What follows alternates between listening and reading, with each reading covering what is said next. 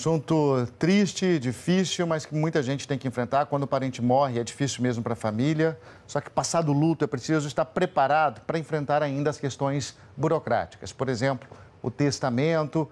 Esse é o tema, na verdade, da coluna Direito de Família de hoje. A advogada Bruna Rinaldi, especialista em Direito de Família, já está aqui com a gente. Bruna, bom dia. Bom dia, Luciano. Bom dia a todos. A Bruna vai tirar sua dúvida no g1.com.br/globonews, fale com a globonews.com.br e também pelo telefone 4.002-2884. Participe a partir de agora. Vamos às perguntas, Bruna. A primeira delas é a seguinte, é da Fátima. Posso deixar um imóvel para o meu sobrinho que cuida de mim e excluir 2 filhos do meu testamento?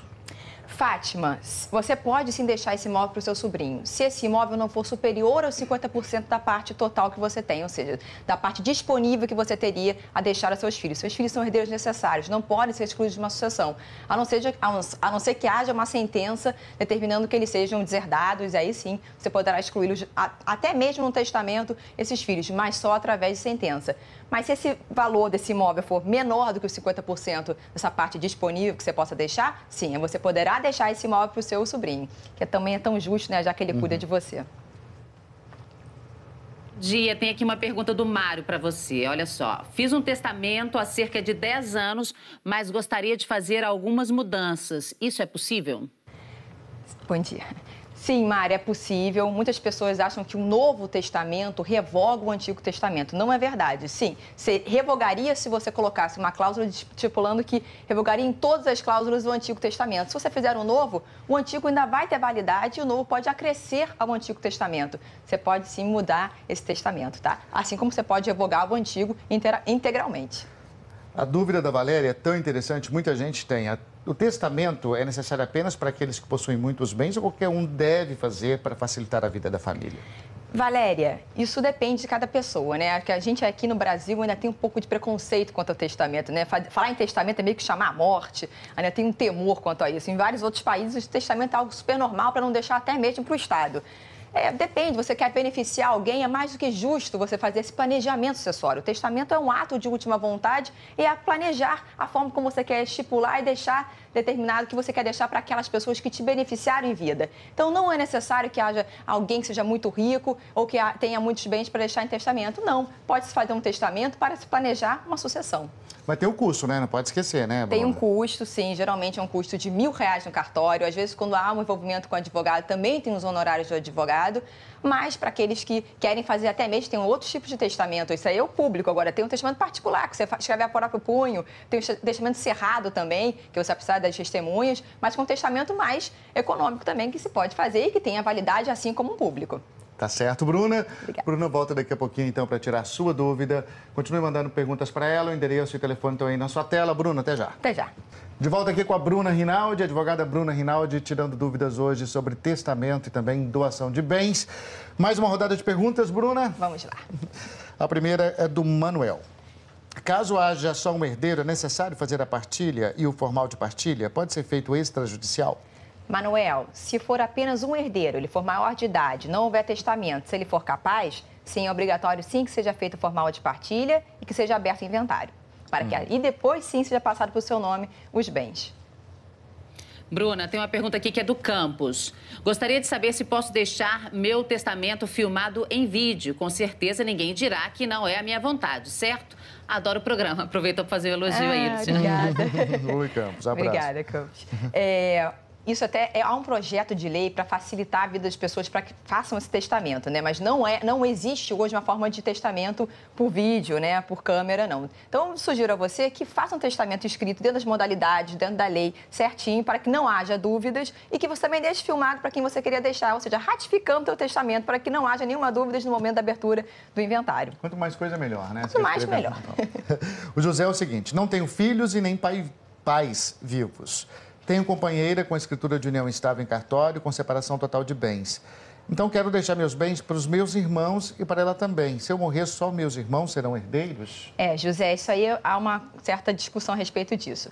Porque a lei vai dizer que ela não vai ser herdeira, porque todos os bens são seus, porque há o regime da separação total de bens, então não há bens comuns entre vocês, né? E o companheiro seria o quê? Herdeiro e meio dos bens comuns adquiridos durante a união. Aí você está dizendo que não há bens comuns, então ela não seria sua herdeira. Então, o que eu sugiro a você? Que faça, assim, um testamento e deixe essa parte para a sua companheira e outra parte para o seu irmão, porque se você nada disser, pela letra fria da lei, se não houver equiparação do companheiro ao cônjuge, ela sairá sem nada e seus irmãos serão os herdeiros desses bens deixados por você. E ele pode deixar no testamento até 50%? Pode deixar até 50% para a companheira dele, ela terá direito real de habitação, que é o direito de permanecer no imóvel que ela reside com ele, mas ela não será herdeira dos bens. Então, sugiro que faça, assim, esse testamento.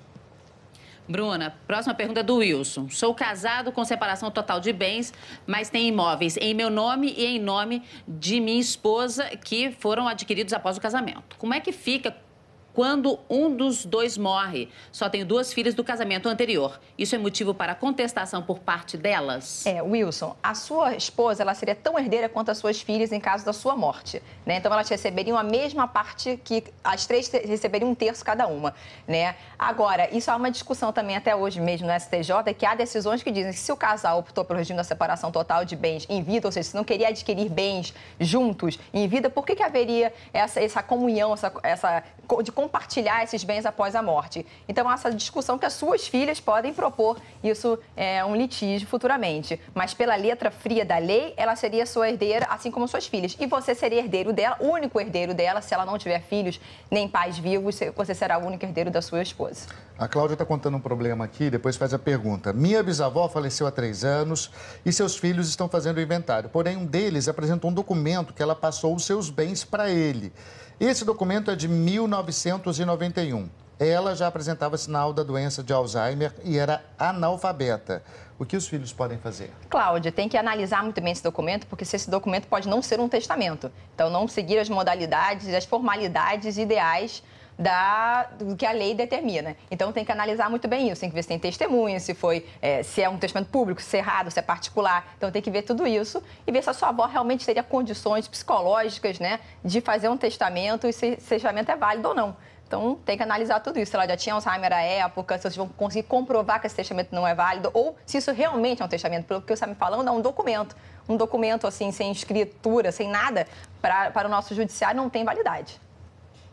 Bruna, agora parar um pouquinho de falar de bens e falar um pouquinho de dívida. Olha só essa pergunta do Carlos.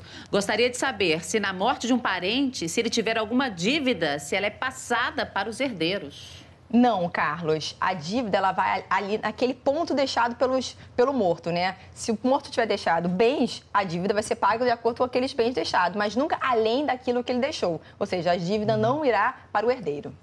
A Edna, também uma dúvida muito comum aqui. Não tenho a escritura definitiva do meu apartamento, só o termo de quitação. Eu posso fazer um testamento em vida para o meu único filho? Edna, você pode fazer um testamento, mas eu sugiro que você faça a escritura, né? Porque o bem imóvel precisa de uma escritura para ele ter uma validade, para que ele seja seu e futuramente o seu filho não fique até mesmo com esse abacaxi na mão, porque futuramente ele vai ter que passar esse imóvel para o nome dele, obrigatoriamente, porque o imóvel precisa de registro. Tem muita casa assim de contrato de gaveta, né? Pois é, que não tem sua validade. Pergunta agora é da Ana Carolina. Meu irmão tinha uma união estável durante bastante tempo. Infelizmente, ele veio a falecer e deixou alguns bens registrados apenas no seu nome. Como deve ser feita a divisão desses bens? Ana Carolina, tem que ver se havia registro entre ele e a companheira dele. De repente, se não houvesse registro e se ela configurar que havia ali uma união estável, quando há, no calar de tudo, o regime que vigora é o regime legal da comunhão parcial de bens. Então, se houve bens adquiridos durante a união, ela é herdeira desses bens adquiridos e ela é meeira também desses bens adquiridos durante a união. Os demais bens serão bens particulares. Aí, esses sim, iriam para os irmãos dele, mas serão todos herdeiros se ela conseguir configurar que ela era companheira dele, se não houver nenhuma escritura de união estável dizendo o contrário, por exemplo, que tinha uma união estável com o regime da separação total de bens. A Márcia pergunta, no inventário da mãe, os filhos podem renunciar dos bens de direito em favor do pai? E como isso é feito? Márcia, eu sugiro que todos os filhos, no momento da abertura do inventário, já abram mão da sua parte. Porque se vocês receberem e depois tiverem que doar em favor de alguém, vocês estão recebendo 4% que vocês vão ter que pagar de imposto e 4% pela doação. Então, se todos os filhos renunciarem naquele mesmo momento, vai sobrar apenas um herdeiro, que é o pai de vocês. E aí ele vai poder receber todos os bens para ele mesmo, sem que vocês tenham que pagar o imposto sobre esse recebimento e a doação em favor dele. Bruna, obrigado. Obrigada a vocês.